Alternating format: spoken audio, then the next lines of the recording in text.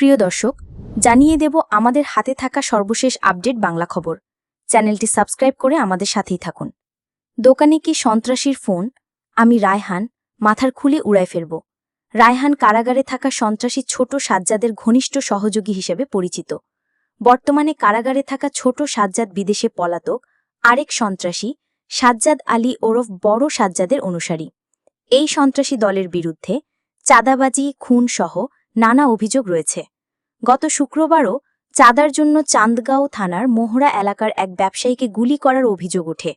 মোহাম্মদ ইউনুস নামের ওই ব্যবসায়ী নদী থেকে বালু তোলার কাজে ব্যবহৃত খননযন্ত্রের ব্যবসা করেন।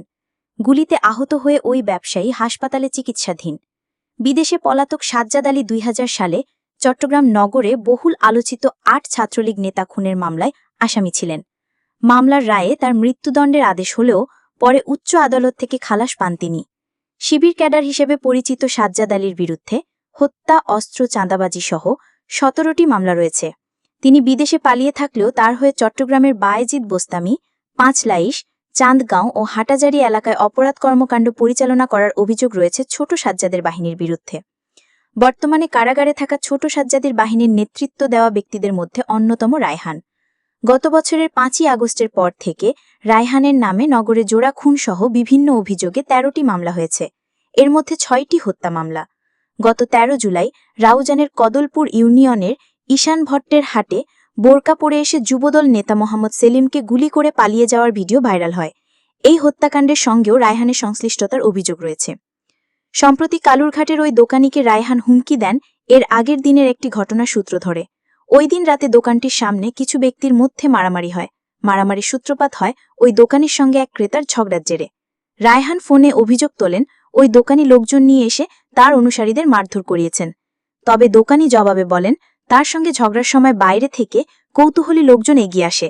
এই সময় এসব লোকজন রায়হান অনুসারীদের মারধর করেছে। মারধরের সঙ্গে জড়িত ব্যক্তিদের কাউকে তিনি চেনেন না। কালুরঘাটে ব্যবসায়ীকে হুমকি দেওয়া ব্যক্তি সন্ত্রাসী রায়হান। তাকে গ্রেফতারে পুলিশের অভিযান অব্যাহত রয়েছে।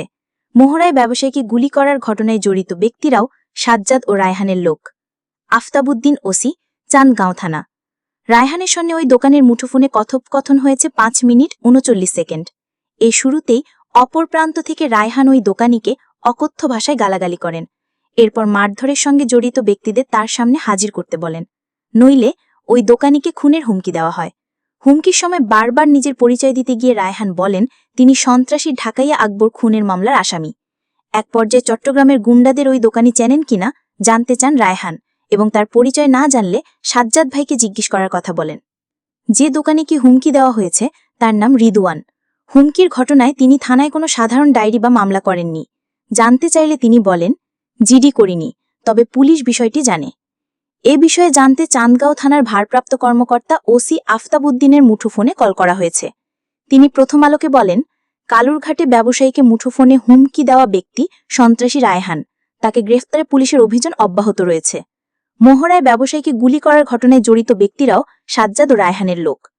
পুলিশ জানায় হত্যাচেষ্টার একটি মামলায় কারাগারে গিয়ে ছোট সাজ্জাদের সঙ্গে পরিচয় হয় রায়হানের। গত বছরের ৫ই আগস্টের পর থেকে দুজন কারাগার থেকে জামিনে বের হন। এরপর সাজ্জাদের সঙ্গে বেপরোয়া হয়েছেন রায়হান। সাজ্জাদ সম্প্রতি আবারও কারাগারে গেলে তার অস্ত্রভাণ্ডারের দেখাভাল করছেন এই রায়হান। ব্যবসায়ীকে হুমকির অভিযোগের বিষয়ে রায়হানকে একাধিকবার ফোন করা হলেও তার মুঠোফোন বন্ধ পাওয়া গেছে, তাই তার বক্তব্য জানা সম্ভব হয়নি। গত ২৩ মে নগরের পতেঙ্গা সমুদ্র সৈকতে সন্ত্রাসী আকবর আলীকে প্রকাশ্যে গুলি করে খুনের মামলার আসামি করা হয় রায়হানকে। আকবর আহত অবস্থায় চট্টগ্রাম মেডিকেল কলেজে বলে যান তাকে গুলি করেছেন রায়হান। এছাড়া ৩০ মার্চ বাকুলিয়া জোড়াখুন, ২২ এপ্রিল রাউজানের গাজীপাড়ায় যুবদল কর্মী ইব্রাহিমকে গুলি করে হত্যা, গত বছরের ২৯ আগস্ট নগরের অক্সিজেন হাটাজারির পশ্চিম কোয়াশে ২ বন্ধু মাসুদ ও মোহাম্মদ আনিসকে হত্যা, একই বছরের ২১ সেপ্টেম্বর চান্দগাঁওয়ের ইটবালুর ব্যবসায়ী মোহাম্মদ তাহসিনকে হত্যায় রায়হানের সংশ্লিষ্টতার অভিযোগ রয়েছে।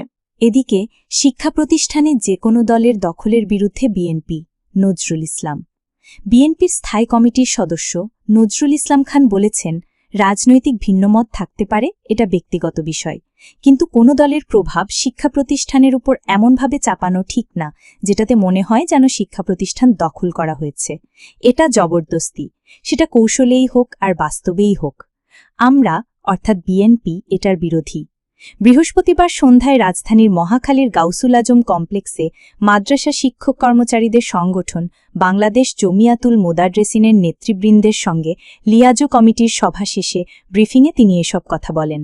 নজরুল ইসলাম বলেন, আমরা যদি রাষ্ট্র পরিচালনার দায়িত্ব পাই তাহলে চেষ্টা করব কোনো প্রতিষ্ঠানেই যেন কোনো ধরনের জবরদস্তি না হয়, সবাই যেন যার যার ইচ্ছা অনুযায়ী যা অনুশীলন করতে চায় তা করতে পারে। ক্ষমতায় এলে নিশ্চিত করব যাতে আরবি বিশ্ববিদ্যালয় সহ কোনো শিক্ষা প্রতিষ্ঠান যেন কারো দখলে না থাকে, শিক্ষার প্রকৃত অগ্রগতি যেন নিশ্চিত হয়। এর আগে জমিয়াতুল মোদাররেসিনের সভাপতি ও দৈনিক ইনকিলাব সম্পাদক এএমএম বাহাউদ্দিনের সঙ্গে বৈঠক করেন বিএনপির স্থায়ী কমিটির সদস্য নজরুল ইসলাম খান ও সালাউদ্দিন আহমদ। সবশেষ জানিয়ে দেব, ODBM 10701 গ্রুপে রাষ্ট্রবিরোধী পরিকল্পনা, অ্যাডমিন মেজর সাদিকের স্ত্রী। ফেসবুকে ODBM 10701 অপারেশন ঢাকা ব্লকেড নামে একটি গোপন গ্রুপ খুলে সেখানে রাষ্ট্রবিরোধী ষড়যন্ত্রে জড়িত থাকার অভিযোগ উঠেছে ইউনিলিভার বাংলাদেশে কর্মরত সুমাইয়া তাহমিদ জাফরিনের বিরুদ্ধে। তিনি অবসরপ্রাপ্ত মেজর সাদিকুল হকের স্ত্রী। গ্রুপটির অন্যতম অ্যাডমিনও তিনি। ঢাকা মহানগর গোয়েন্দা ডিবি পুলিশের অনুসন্ধানে উঠে এসেছে আওয়ামী লীগ ও নিষিদ্ধ ছাত্রলীগ নেতাদের পাঠানো তথ্য গুগল শিটে এন্ট্রি দিতেন সুমাইয়া। তিনি আওয়ামী লীগের নেতাকর্মীদের তথ্য সংগ্রহ, গোপন কোড তৈরি এবং অনলাইন মেসেজিং অ্যাপ ব্যবহার করে সদস্যদের সমন্বয়ের কাজ করতেন। এমনকি রাজধানীর পথে ঘুরে বেড়ানো টোকাইদেরও সংগ্রহ করে রাষ্ট্রবিরোধী কর্মকাণ্ডে ব্যবহারের পরিকল্পনা হয় ওই গ্রুপের মাধ্যমে। রাজধানীর একটি কনভেনশন সেন্টার ছাড়াও বিভিন্ন রিসর্ট, রেস্টুরেন্ট ও আবাসিক ফ্ল্যাটে একাধিক বৈঠকের মাধ্যমে সরকার উৎখাতের ষড়যন্ত্রে লিপ্ত হন সুমাইয়া ও তার স্বামী। এই ষড়যন্ত্রের সঙ্গে যুক্ত আরও বেশ কিছু নাম উঠে এসেছে ঢাকা মহানগর গোয়েন্দার ডিবি পুলিশের অনুসন্ধানে। তদন্ত সংশ্লিষ্ট সূত্রে এসব তথ্য জানা গেছে।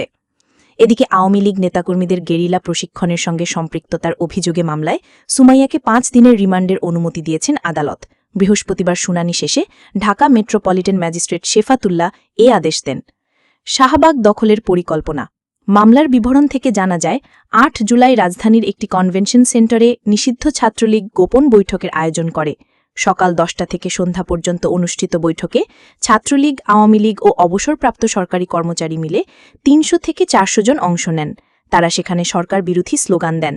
বৈঠকে পরিকল্পনা করা হয়, প্রাক্তন প্রধানমন্ত্রী শেখ হাসিনার নির্দেশ পাওয়ার পর সারা দেশ থেকে লোকজন এসে ঢাকায় সমবেত হবেন। তারা ঢাকার শাহবাগ মোড় দখল করে দেশে অস্থিতিশীল পরিস্থিতি ও জনগণের মধ্যে আতঙ্ক সৃষ্টি করে দেশে শেখ হাসিনার প্রত্যাবর্তন নিশ্চিত করবেন। এ ঘটনায় 13 জুলাই ভাটারা থানার এসআই জ্যোতির্ময় মণ্ডল সন্ত্রাস বিরোধী আইনে মামলা করেন। সুমাইয়াকে গত বুধবার গ্রেফতার করে ডিবি পুলিশ। তাকে ব্যাপক জিজ্ঞাসাবাদ করা হয়।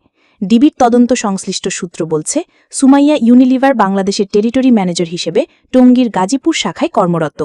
প্রাথমিক অনুসন্ধানে জানা গেছে, সুমাইয়া ও তার স্বামী মেজর সাদেকুল হক পূর্বাচলে সি সেল নামের রিসর্টে, কাটামনের রেস্টুরেন্টে এবং মিরপুর ডিওএইচএসে একাধিকবার রাষ্ট্রবিরোধী গোপন বৈঠকের আয়োজন করে।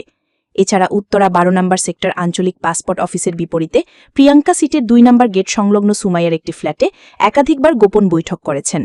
এসব বৈঠকের মূল উদ্দেশ্য ছিল কিভাবে কার্যক্রম নিষিদ্ধ আওয়ামী লীগ এবং নিষিদ্ধ ছাত্রলীগের কর্মকাণ্ডকে গতিশীল ও সমর্থকদের উৎসাহিত করা যায় এবং দেশে অরাজক পরিস্থিতি তৈরি করা যায়।